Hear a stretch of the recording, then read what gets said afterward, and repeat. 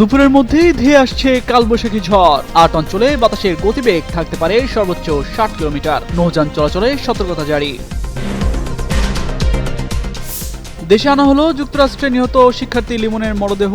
বিমানবন্দর এলাকায় স্বজনদের ভিড়। সুষ্ঠু বিচারের লক্ষ্যে সব পদক্ষেপ নেওয়ার আশ্বাস পররাষ্ট্র প্রতিমন্ত্রীর। একযোগে ছাত্রদলের ৪৫টি গুরুত্বপূর্ণ ইউনিটের নতুন কমিটি ঘোষণা। জেলা মহানগরে তৃণমূলের শুরু হয়েছে তীব্র ক্ষোভ, বিতর্ক, ত্যাগীদের বাদ দেওয়ার অভিযোগ। চালু হচ্ছে প্রযুক্তি নির্ভর নতুন ট্রাফিক ব্যবস্থা। সিসি ক্যামেরার মাধ্যমে শনাক্ত হবে আইন ভঙ্গকারী। স্বয়ংক্রিয়ভাবে নোটিশ পাঠাবে ডিএমপি। হতে পারে চালকের জেল জরিমানা। ১৭ ডিআইজিকে বাধ্যতামূলক অবসরে পাঠালো সরকার। স্বরাষ্ট্র মন্ত্রণালয়ের প্রজ্ঞাপন জারি। অবিলম্বে আদেশ কার্যকরের নির্দেশ।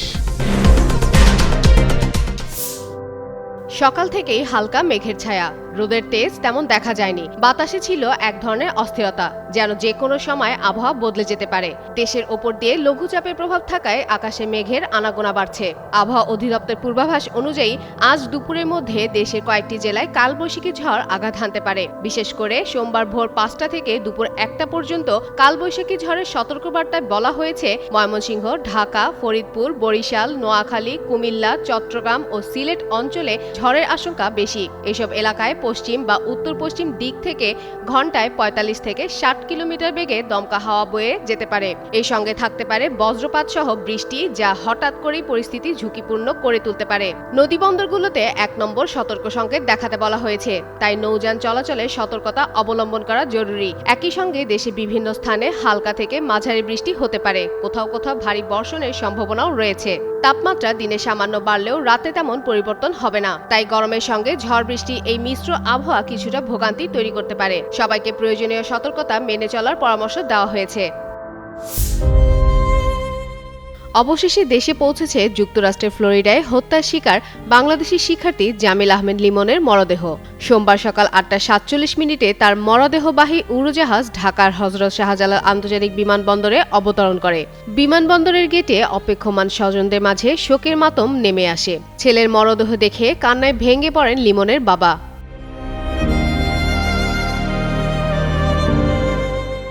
ওয়াশিংটনে অবস্থিত বাংলাদেশ দূতাবাস জানিয়েছে, যুক্তরাষ্ট্রে স্থানীয় সময় শনিবার রাত ৮টা ৫০ ফ্লোরিডার অরল্যান্ডো আন্তর্জাতিক বিমানবন্দর থেকে এমিরেটসের একটি ফ্লাইটে লিমনের মরদেহ দেশে পাঠানো হয়।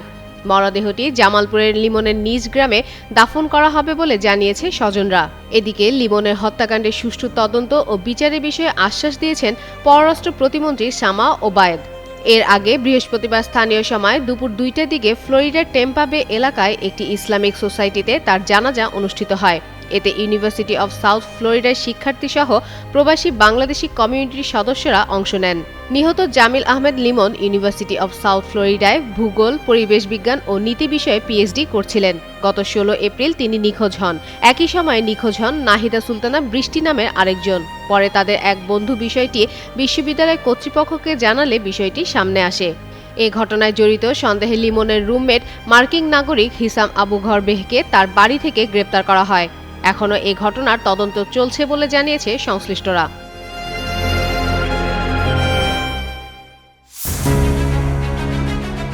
বাংলাদেশ জাতীয়তাবাদী ছাত্রদল সাম্প্রতিক সময়ে তৃণমূলের সাংগঠনিক কার্যক্রম জোরদার করতে একযোগে ৪৫টি গুরুত্বপূর্ণ ইউনিটে নতুন ও পূর্ণাঙ্গ কমিটি ঘোষণা করেছে। সংগঠনটির সভাপতি রাকিবুল ইসলাম রাকিব ও সাধারণ সম্পাদক নাসির উদ্দিন নাসিরের অনুমোদনে নতুন করে গঠিত হয়েছে ২২টি কমিটি এবং পূর্ণাঙ্গ কমিটি গঠন করা হয়েছে ২৩টি ইউনিটে। দীর্ঘদিন পর কমিটি ঘোষণায় নেতাকর্মীদের মধ্যে উদ্দীপনা তৈরি হওয়ার কথা থাকলেও বাস্তবে বিভিন্ন জেলা ও মহানগরে তৃণমূলে শুরু হয়েছে তীব্র ক্ষোভ ও বিতর্ক। পদবঞ্চিত নেতাদের অভিযোগ, হঠাৎ করে নতুন মুখদের নেতৃত্বে আনা হয়েছে এবং অনেক ক্ষেত্রে নিয়মিত ছাত্রদের বাদ দিয়ে অছাত্র, বয়স্ক ও সুবিধাবাদীদের গুরুত্বপূর্ণ পদ দেওয়া হয়েছে। আন্দোলন সংগ্রামে সক্রিয় ত্যাগীদের উপেক্ষা করে লবিং নির্ভর নেতৃত্ব প্রতিষ্ঠার অভিযোগও করছেন কেউ কেউ। এতে করে কমিটি ঘোষণার পরপরই কিছু জায়গায় পদত্যাগের ঘোষণা, ঝাড়ু মিছিল, পুষ্পোত্তলিকা দাহ এবং সামাজিক যোগাযোগ মাধ্যমে ক্ষোভ প্রকাশের ঘটনা ঘটেছে। অনেকেই ফেসবুক লাইভে এসে নিজেদের বঞ্চনার কথা তুলে ধরেছেন। কেউ কেউ কান্নাজড়িত কণ্ঠে দল ছাড়ার ঘোষণাও দিয়েছেন। নোয়াখালী, লক্ষ্মীপুর, ময়মনসিংহ, কুমিল্লা ও রাঙামাটি সহ বিভিন্ন এলাকায় বিভক্তি ও কোন্দল স্পষ্ট হয়ে উঠছে। কোথাও বহিষ্কৃত বা বিতর্কিত ব্যক্তিকে পদ দেওয়ার অভিযোগ উঠেছে, আবার কোথাও দীর্ঘদিন ধরে সক্রিয় থাকা নেতারা জায়গা না পেয়ে হতাশ হয়েছেন। কমিটি বাতিলের দাবিতে রাঙামাটিতে সড়ক অবরোধ হয়েছে। কিছু ক্ষেত্রে অর্থের বিনিময়ে বা প্রভাব খাটিয়ে পদায়নের ব্যাপারেও অভিযোগ আছে। জাতীয় সংসদ নির্বাচনে দলীয় প্রতীক ধানের শীষের বিপক্ষে অবস্থান নেওয়ার অভিযোগে বহিষ্কার হওয়া ছাত্রদল নেতা আরেফিন আলীকে নোয়াখালী জেলা ছাত্রদলের সহসভাপতি করা হয়েছে। এ নিয়ে তীব্র ক্ষোভ দেখা গেছে স্থানীয় ছাত্রদল কর্মীদের মাঝে।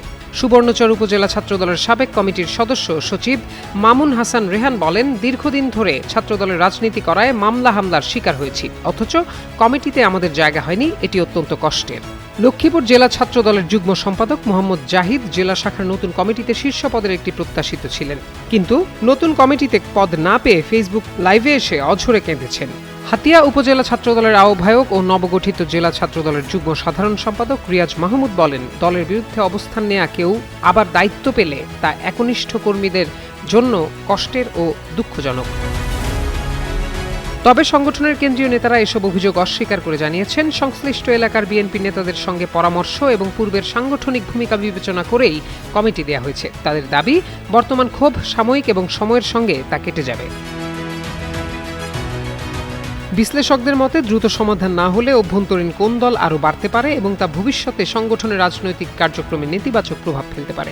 অনেকেই মনে করছেন, সংগঠনটির অভিভাবক তারেক রহমানের দ্রুত ও কার্যকর হস্তক্ষেপ এ পরিস্থিতি নিরসনে গুরুত্বপূর্ণ ভূমিকা রাখতে পারে। এমন তথ্য দিয়ে রোববার একটি প্রতিবেদন প্রকাশ করেছে দৈনিক কালবেলা। প্রত্যয় দাস, যুগান্তর নিউজ। ঢাকার সড়কে ট্রাফিক আইন মানাতে নতুন প্রযুক্তি নির্ভর ব্যবস্থা চালু করেছে পুলিশ। যানজট কমানো এবং শৃঙ্খলা ফিরিয়ে আনতে সিসি ক্যামেরার মাধ্যমে আইন ভঙ্গকারীদের শনাক্ত করে স্বয়ংক্রিয়ভাবে নোটিশ পাঠানো হচ্ছে। এতে করে সড়কে নিয়ম মানার প্রবণতা বাড়বে বলে আশা করছে সংশ্লিষ্টরা। রোববার ডিএমপির ভারপ্রাপ্ত কমিশনার মোহাম্মদ সরোয়ার স্বাক্ষরিত এক গণবিজ্ঞপ্তিতে এসব তথ্য জানানো হয়েছে। ঢাকা মেট্রোপলিটন পুলিশ ডিএমপি জানিয়েছে, রাজধানীর বিভিন্ন গুরুত্বপূর্ণ সড়ক ও মোড়ে স্থাপিত সিসি ক্যামেরায় ধারণ করা ভিডিও ও স্থির চিত্রের ভিত্তিতে ট্রাফিক আইন লঙ্ঘনের বিরুদ্ধে ব্যবস্থা নেওয়া হচ্ছে। ই ট্রাফিক প্রসিকিউশন সফটওয়্যারের মাধ্যমে গাড়ির মালিক বা চালকের ঠিকানায় অটো জেনারেটেড নোটিশ পাঠানো হচ্ছে রেজিস্ট্রি ডাকযোগে। নোটিশ পাওয়ার পর সংশ্লিষ্টদের নির্ধারিত জরিমানা পরিশোধের জন্য ডিএমপি সদর দপ্তর বা সংশ্লিষ্ট ট্রাফিক বিভাগে হাজির হতে হবে। ডিএমপি আরও জানিয়েছে, নির্ধারিত সময়ের মধ্যে হাজিরা না দিলে পরবর্তী ধাপে সমন বা গ্রেপ্তারি পরোয়ানা জারি করা হবে। এ প্রক্রিয়া স্পেশাল মেট্রোপলিটন ম্যাজিস্ট্রেটদের মাধ্যমে বাস্তবায়ন করা হচ্ছে। নতুন এই ব্যবস্থায় রেজিস্ট্রেশন ও ফিটনেসবিহীন যানবাহন, লালবাতি অমান্য, স্পটলাইট অতিক্রম, উল্টা পথে চলাচল, অবৈধ পার্কিং সহ বিভিন্ন অপরাধ চিহ্নিত করা হচ্ছে। পাশাপাশি কোনো প্রতারক চক্র যেন ভুয়া বার্তার মাধ্যমে অর্থ আদায় করতে না পারে সে বিষয়ে সবাইকে সতর্ক থাকার আহ্বান জানিয়েছে ডিএমপি।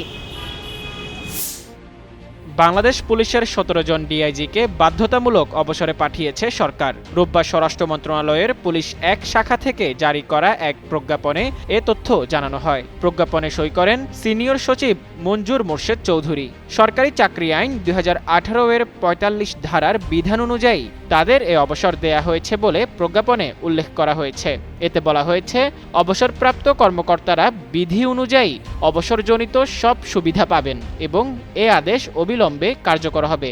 অবসরপ্রাপ্তদের মধ্যে আছেন ডিআইজি পদমর্যাদার একাধিক কর্মকর্তা, বিভিন্ন ইউনিটের প্রধান এবং মেট্রোপলিটন পুলিশ কমিশনার। একই আদেশে রেলওয়ে পুলিশ সুপারের একজনকে চাকরি থেকে অবসর দেওয়া হয়।